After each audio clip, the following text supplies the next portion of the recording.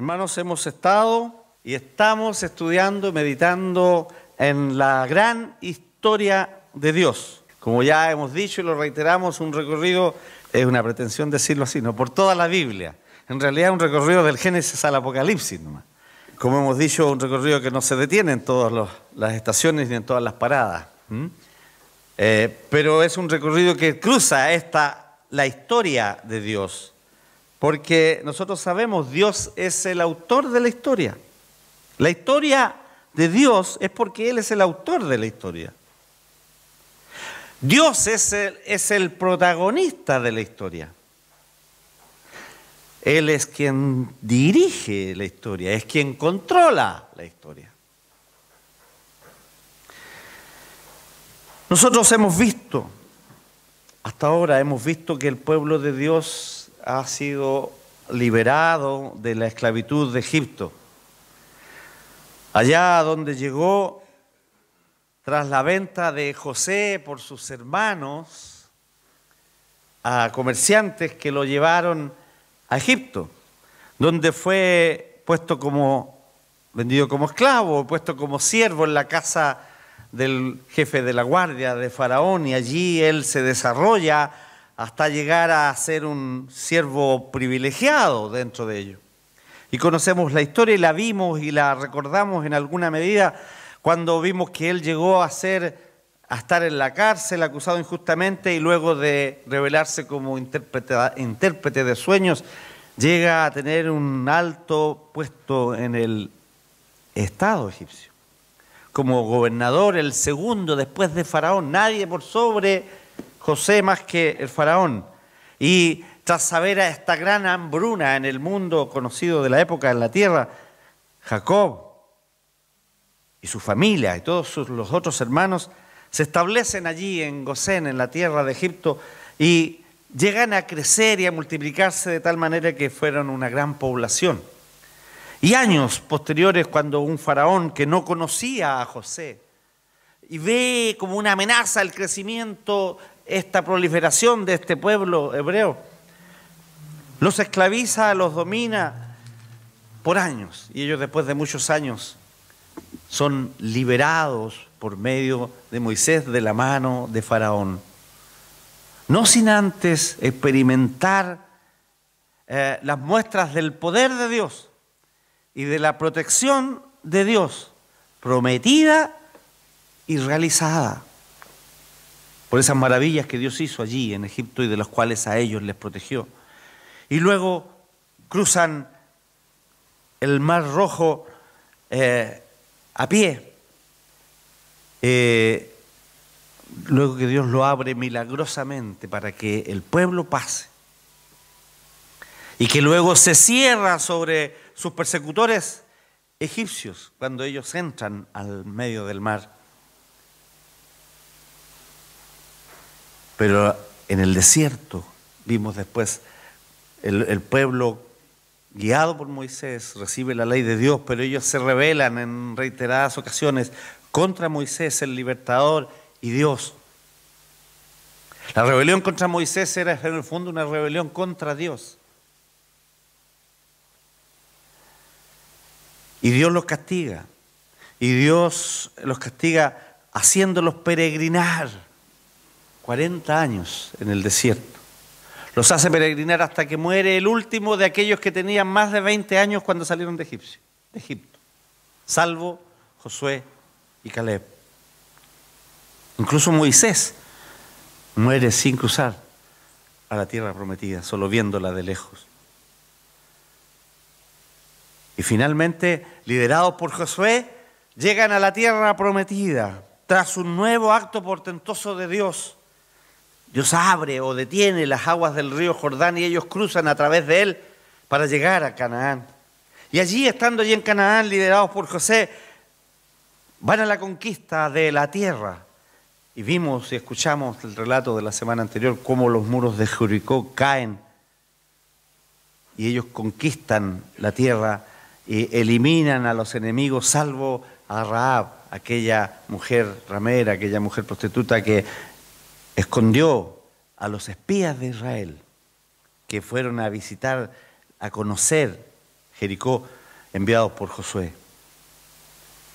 Por supuesto, como hemos dicho y hemos reiterado varias veces, hay otras historias en el periodo de la conquista de Josué, posteriores.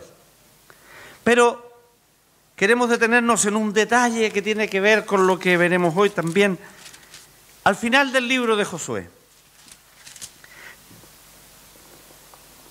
Cuando ya Josué está por partir, él hace un reto, hace un desafío hacia el pueblo. El capítulo 24, 15, él les dice: y si mal os parece servir a Jehová, escogeos hoy a quién sirváis.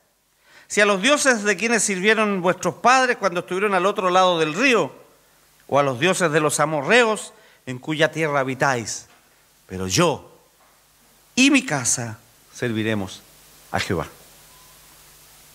Escogeos hoy a quién sirváis, pero yo y mi casa serviremos a Jehová.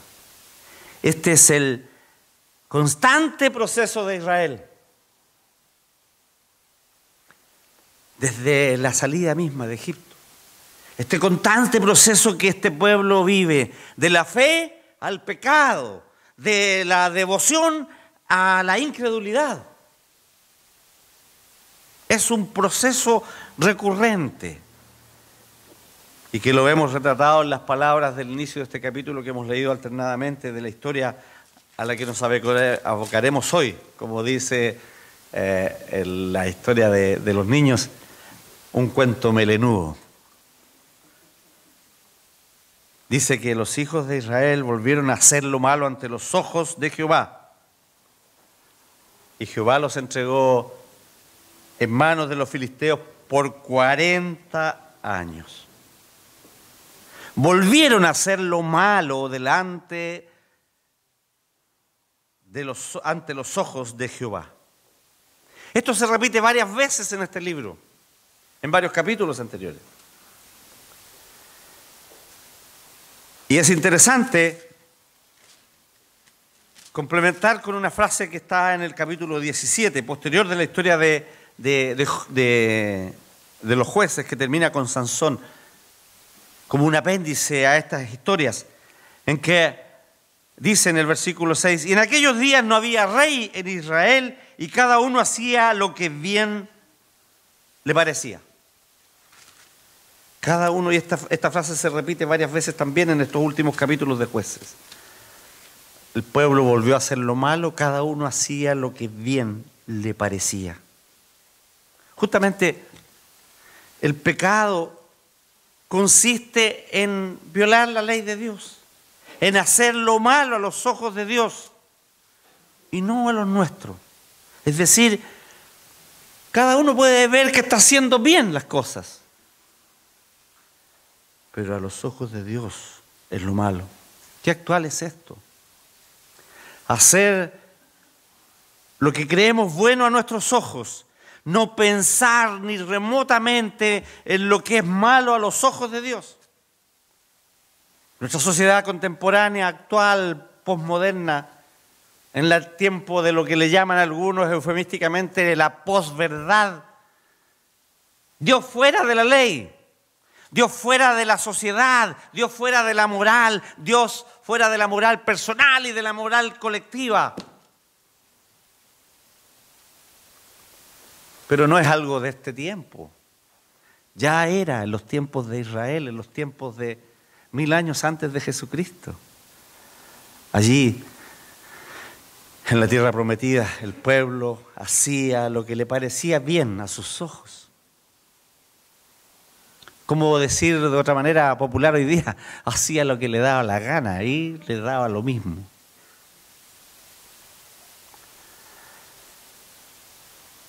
Y en esta frase y en estas ideas que expresa el escritor de estos libros, de este libro Los Jueces, se muestra lo engañoso que puede ser y que llega a ser el pecado. Lo racionalizamos todas nuestras acciones, las adornamos para que autoconvencernos de que es bueno o que no hace mal a nadie. Y lo que no daña o hace mal a otro, entonces es bueno hacerlo. El Señor Jesucristo dijo, del corazón salen los malos pensamientos, los ídolos, la idolatría, los homicidios, los adulterios, la hechicería y todas aquellas cosas.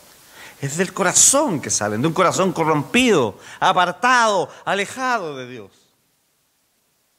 Y nosotros nos preguntamos por qué el pueblo hacía esto. ¿Por qué el pueblo, después de ver todos estos milagros, de conocer esta historia que se transmitían de padres a hijos, de hijos a nietos y sucesivamente, y contaban las maravillas que Dios había hecho para liberar al pueblo, ¿por qué hacían esto? Y la única respuesta posible que tenemos, y que es la respuesta de por qué los hombres hoy hacen lo que hacen, es por el pecado que hay en el hombre. El hombre corrompido por el pecado en su naturaleza, de continuo inclinado al mal.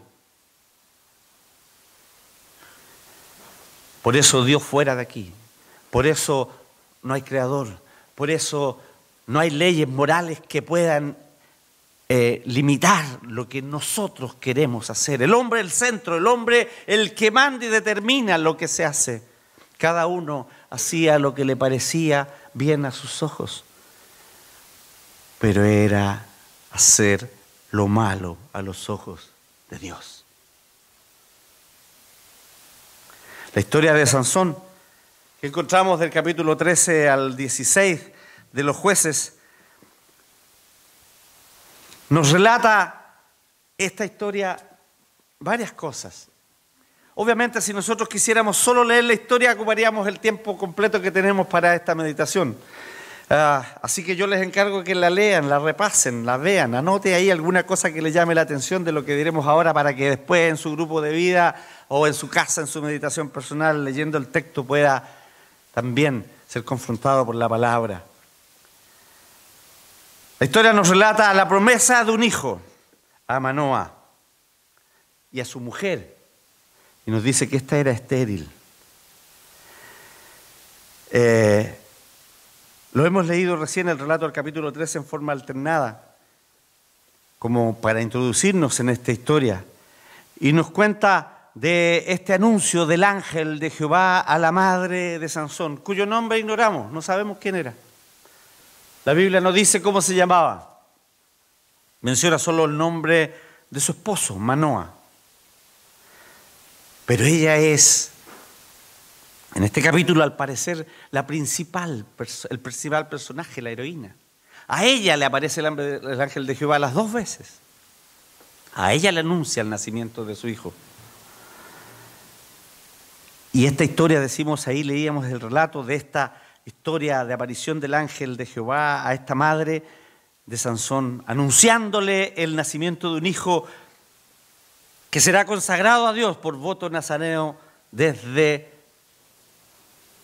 el vientre de su madre.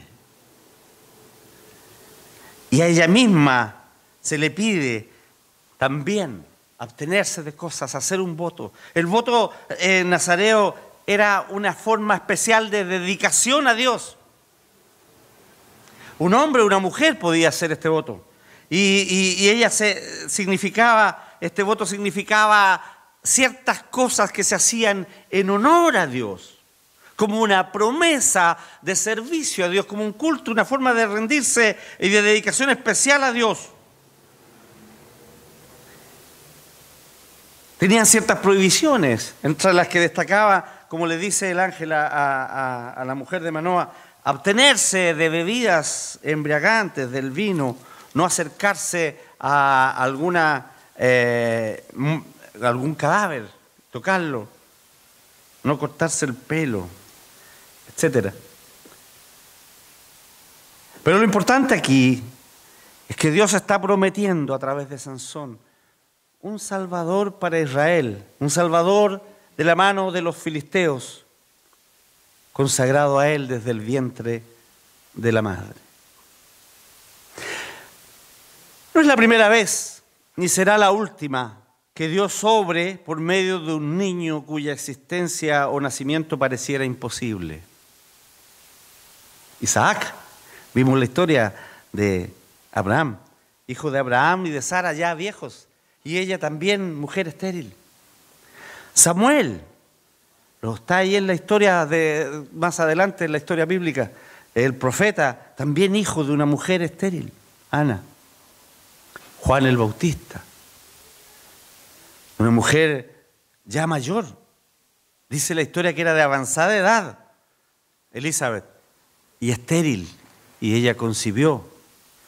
Y por supuesto, el más importante niño de todos, Jesús, el Mesías, Salvador, nacido de mujer virgen, de mujer y sin el concurso de un varón, sin padre humano. Dios usa muchas veces esto. Y en ese sentido, Sansón es un tipo de Cristo, entra en la tipología de Cristo. Anunciado, consagrado desde el vientre para salvar a Israel de los filisteos. Igual que Cristo posteriormente prometido, anunciado, consagrado desde el vientre para salvar a su pueblo. Como le dice el ángel a María, Él salvará a Israel de todos sus pecados. El capítulo 14 de estos relatos nos cuenta la historia de que Sansón se enamora de una mujer filistea. Y en el transcurso de la historia dice que él es atacado por un joven león. Un león que viene rugiendo contra él y el Espíritu de Jehová viene sobre él y él con su fuerza lo despedaza.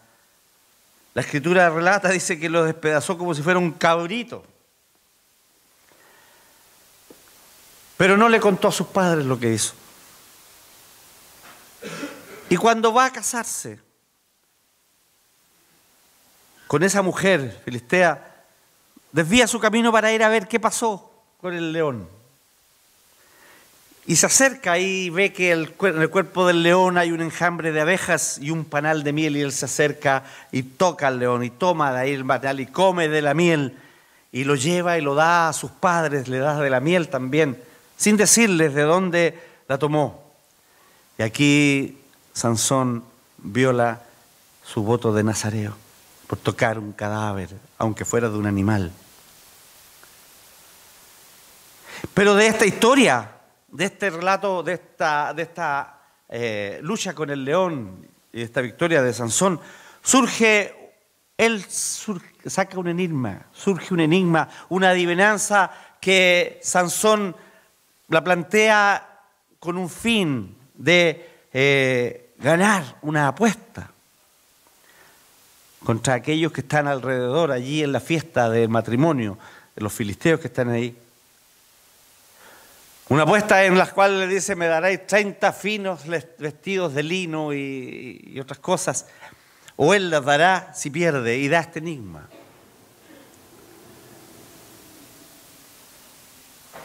Pero su mujer lo seduce, le llora, le finge, ahí está durante 7 días haciéndole arrumacos o berrinches para obtener la respuesta del enigma.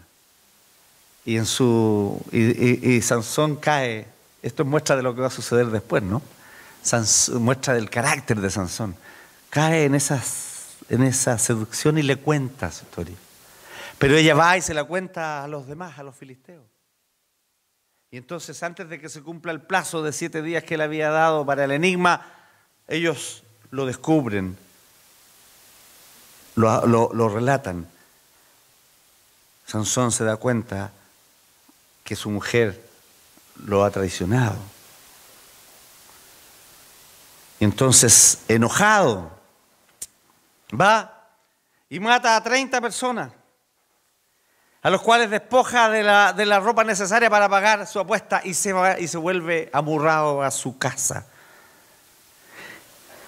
El relato continúa en el capítulo 15, cuando Sansón regresa para visitar a su mujer y a su suegro. Y su suegro la había entregado al que ganó la apuesta. Y entonces él se enfurece una vez más y va y caza 300 zorras, las amarra de a dos por la cola y les pone una antorcha ahí y las enciende fuego y las manda a los campos donde ellos todavía estaban en el tiempo de la cosecha, habían cosechado ya sus granos y lo que quedaba en el campo, y todo esto fue arrasado por el fuego. Dice la Escritura que arrasó los sembrados, arrasó lo que ya habían cosechado, y las viñas y los olivares. Los filisteos preguntan quién ha hecho esto, y cuando le responden que fue aquel que se casó con la mujer de Tinat, fueron y tomaron a la mujer y al suegro de Sansón y los quemaron a ambos. Sansón huye y entonces se va a donde está Judá, que es su tribu. Y allí estos hombres, temerosos de las amenazas de los filisteos, deciden apresarlo. Y van contra Sansón y ellos lo amarran. Sansón dócilmente acepta ser entregado con ellos a cambio de que los judíos no lo maten. La tribu de Judá no lo mate, sino que lo entreguen vivo a los filisteos. Y llegado estos, Sansón se libera con su fuerza de las amarras que le habían puesto, y tomando una quijada de un burro hace poco muerto, mata a 1000 filisteos. Sansón mata a 1000 filisteos. No fue Abel que mató con una quijada de burro a Caín. No se confunda, como dice por ahí un expresidente. Ignorancia supina, ¿no? Bueno, si no sabe el chiste, tiene que enterarse en la prensa, ¿no? En una entrevista radial por allí alguien dijo que esto era una historia muy antigua, como cuando Abel se levantó y con una quijada de burro mató a su hermano Adán. Es cierto, ¿ah? Es una de las piñericosas que hay por ahí. Con una quijada de burro mató a 1000 enemigos. Y él hace un cántico, es como un verso, ¿no? Y dice: con la quijada de un asno un montón, 2 montones, con la quijada de un asno maté a 1000 hombres. Y esto en realidad es un canto que él hace burlescamente sobre ello, ¿no? Y posteriormente en el capítulo 16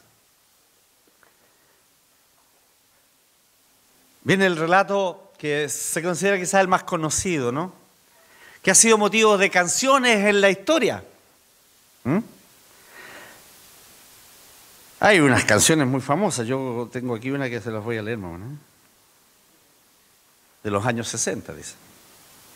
En la Biblia, 1000 años antes de Cristo, hay una historia ancestral, una historia antigua, sobre un chico que era fuerte, tan fuerte como podía serlo, hasta que conoció una chica tramposa que lo llevó a la tragedia. Corre, Sansón, corre, Dalila está en tu camino. Corre, Sansón, no tienes tiempo para quedarte. Corre, Sansón, en tu marca es mejor empezar. Prefiero confiar en un león hambriento que en una chica con un corazón tramposo. Ella era un demonio disfrazado. Fue llevado por el ángel en sus ojos. Sansón fue llevado por el ángel de sus ojos.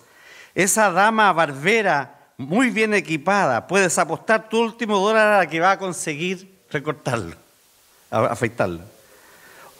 Oh, Dalila hizo la vida de Sami un pecado, y él murió cuando el techo cayó sobre él. Hay una moral para escuchar, mi amigo. Hay un poco de Dalila en todas y cada mujer. Esa canción es de Neil Sedaka, ¿no? ¿Ah? Escúchenla en inglés, dice. Run, Samson, run, Delilah. ¿Ah? Pero hay otras que hablan de esta historia. Muchos hablan de historias de amor entre Sansón y Dalila. Pero el relato bíblico nos muestra lo necio, lo débil, lo vulnerable que se torna un hombre fuerte enamorado. Un líder enamorado. 3 veces Dalila intenta sacarle la razón de su fuerza, su secreto. Y 3 veces él le dice lo que no es, pero ella lo entrega a los filisteos. Uno se puede preguntar, ¿cómo no apercibirse sobre las intenciones de esta, como dice la canción, de esta muchacha tramposa? Finalmente, la historia nos dice que le cuenta el secreto a ella y ella lo seduce, ella lo hace dormir sobre sus faldas, sobre sus rodillas, y es ahí cuando llama a un filisteo quien le corta su cabello. Sansón cree, y es aquí donde está la confianza equivocada. Cuando decíamos recién lo necio, lo vulnerable, lo débil, que se transforma en un hombre enamorado, él cree que esta vez también se va a liberar de nuevo de los filisteos como lo había hecho las 3 veces anteriores. Pero el Señor, dice el relato, se había apartado de Sansón. Y él entonces cae, como cualquier mortal, en manos de los enemigos, quienes le arrancan los ojos, lo apresan, le sacan los ojos y lo llevaron a la capital, a la cárcel, y es puesto allí en la cárcel, encadenado a la rueda de un molino, una rueda de moler en la que él debía estar allí constantemente para machacar el grano. Cuando los filisteos hacen un sacrificio a su dios Dagón para agradecer por la derrota de Sansón, y ya algo exaltados los espíritus después de estar allí en la fiesta, en estas fiestas que probablemente eran muy regadas, deciden traer a Sansón para divertirse un poco. Y lo traen, y Sansón le pide a su lazarillo que lo coloque entre las columnas principales, las que sostienen la casa en la que estaban allí los principales de Filistea y otros 3.000 hombres alrededor mirando el espectáculo, 3.000 personas, presenciando los sacrificios y luego este espectáculo que significaba este judío apresado allí ya sin fuerza. Sansón clama a Jehová. Es un relato casi patético de cómo él expresa su oración. Pareciera que él vuelve en sí, recapacita y pide a Dios fuerza pero a mí me queda la duda, para vengarse de aquellos que le sacaron sus ojos. No para dar la gloria a Dios, no para liberar a Israel. Ahí vemos cómo un líder puede perfectamente distorsionar su misión y pensar más en lo que es él mismo y no en lo que es realmente su objetivo y su misión y su propósito. Y entonces, reuniendo las fuerzas y dándole a Dios fuerzas, él derriba las columnas, muere él y mueren todos los filisteos que están con él, los principales de Filistea más. En esa oportunidad el relato dice que él mató allí más personas que todas las que había matado antes en su vida. ¿Qué podemos aprender de este relato, de esta historia? Por cierto, cuando uno va viendo estas historias que aprendió cuando niño, que ha leído y que ha visto en películas, ha escuchado, como decían, canciones, en relatos, dice, y ve cosas a veces terribles como como estas muertes de personas que probablemente no tenían nada que ver, pero pues yo estoy enojado y voy a pagar una apuesta y llego y mato a 30 personas porque sí. En fin, otras cosas. ¿Qué es lo que podemos aprender de este relato? La Escritura siempre tiene algo que enseñarnos. Y cuando estamos viendo esta historia de Dios, este recorrido por toda la Escritura, nos damos cuenta que la historia no es una historia aislada. No está separada de lo que fue antes, desde la creación, hasta lo que viene allá al final, en la gloria en Jerusalén celestial.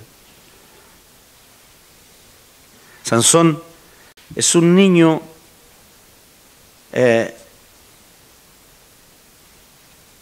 quien es concebido milagrosamente, escogido por Dios, apartado para servir a Dios, bendecido, bendito por Dios y moldeado por su Espíritu. Él está escogido para ser Salvador de Israel, de los filisteos. Tenía él una gran misión. Es el último juez del período de Israel. Pero Sansón, este líder, este hombre escogido, este siervo de Dios, apartado desde el vientre de su madre, tiene defectos, y defectos grandes, y que bien nos sirven como ilustración para nosotros, líderes en la iglesia, o quienes quieran ser líderes en la iglesia, que debemos evitar para un liderazgo eficaz y útil y que honre a Dios. Es voluntarioso. Quiere salir con la suya. Quiero casarme con esa mujer, le dice a su padre. Pero ¿por qué no buscas una en Israel? No, quiero casarme con esa. Es impulsivo. Reacciona, y la mayor parte de las veces que reacciona lo hace con violencia. Sus sentidos lo controlan, o sus sentimientos, sus impulsos. Él no tiene templanza, no tiene control de sí mismo. Y esta impulsividad lo conduce a la debilidad. Y esto se manifiesta especialmente en su conducta sexual. Era mujeriego. Ve una mujer y decide tomarla. No le importa que sea una prostituta y que sea cananea y que sea lo que sea. Él no pesa las consecuencias, no filtra nada si se trata de una mujer, aunque no sea de Israel. Pero además tiene otro defecto. Sansón no se deja educar, no se deja conducir. En esto se expresa su voluntariedad. Desprecia los consejos de sus padres, desprecia la autoridad de sus padres. Y en ello pues se manifiesta el ser voluntarioso a más no poder.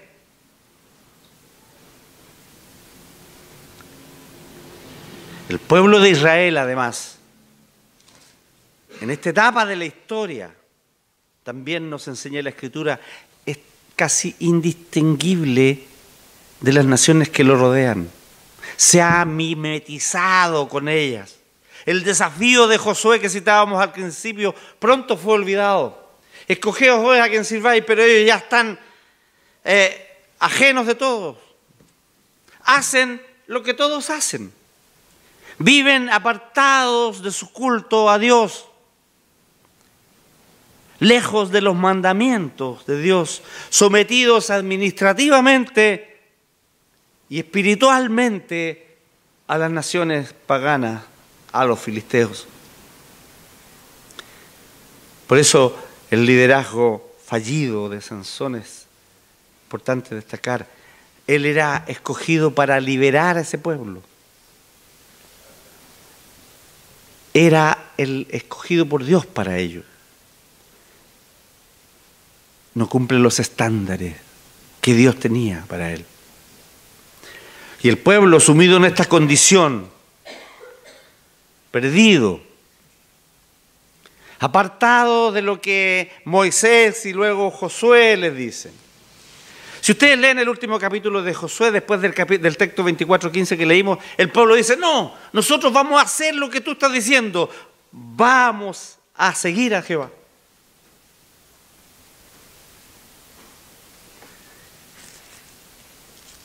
Pero sin embargo, Dios, dice el texto, y varias veces en los capítulos anteriores, vio que este pueblo hacía lo que quería. Hacía lo malo delante de Dios y Dios los castiga entregándoles a los filisteos. Y entonces el relato nos sirve para recordarnos algo. Dios va al rescate de su pueblo. Dios quiere hacerlo volver a Él. El conflicto con los pueblos dominantes debe llevar a ello. Es decir, volverse a Dios en la aflicción, volverse a Dios en la prueba, volverse a Dios en el dolor, volverse a Dios en la lucha.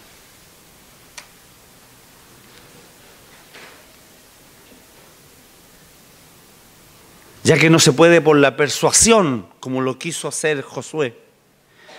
No se puede con la convicción, será por la necesidad que se vuelvan a Dios.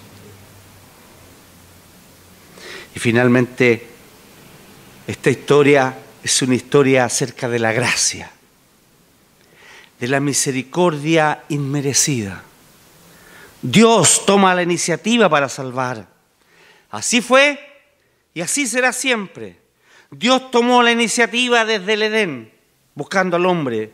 Dios toma la iniciativa al escoger a un siervo desde el vientre materno y consagrarlo para Él. Dios obra por pecadores. Él usa a los pecadores y al pecado, y hasta al pecado para su gloria. Y la Escritura nos dice claramente que los hombres pecadores crucificaron al Señor, pero lo único que estaban haciendo era cumplir lo que Dios había de antemano determinado.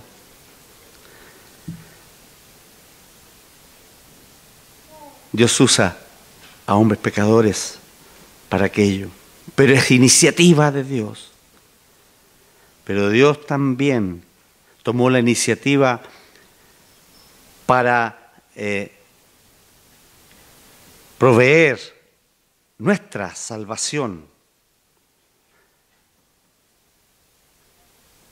proveyendo Él al Salvador solo por gracia y fe en Él, porque Cristo cumple plenamente lo que Sansón tipificaba: ser aquel escogido, designado para ser el Salvador.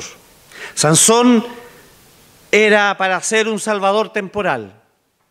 Jesús es para ser Salvador eternal. Que el Señor nos bendiga.